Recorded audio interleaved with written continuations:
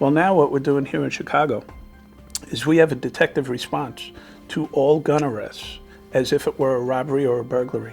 They collect evidence, they take witness statements if it exists, they take a statement from the offender to see if we could get a confession.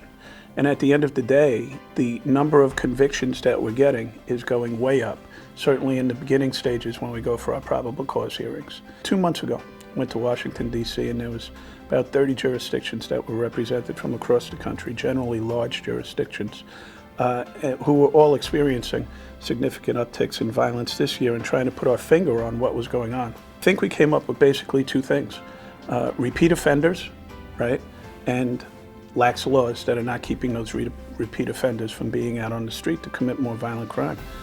And you know, I have a sense, and I don't have empirical data to back this up, but I have a sense that this might be the result of, there's a big movement against incarceration in the country these days.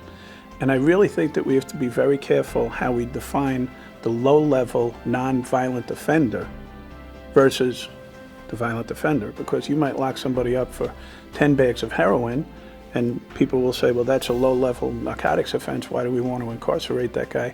Well, maybe he did 10 years for murder and has done 2 previous shootings.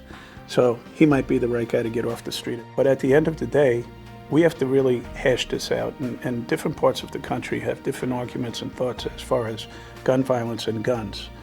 Some people think that everybody needs more guns all the time.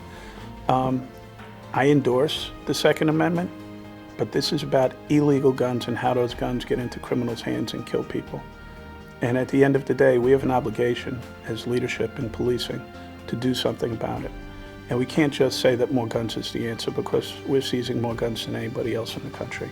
And it's not going to change the gun violence that exists on the streets until something else changes legislatively and within the entirety of the criminal justice system.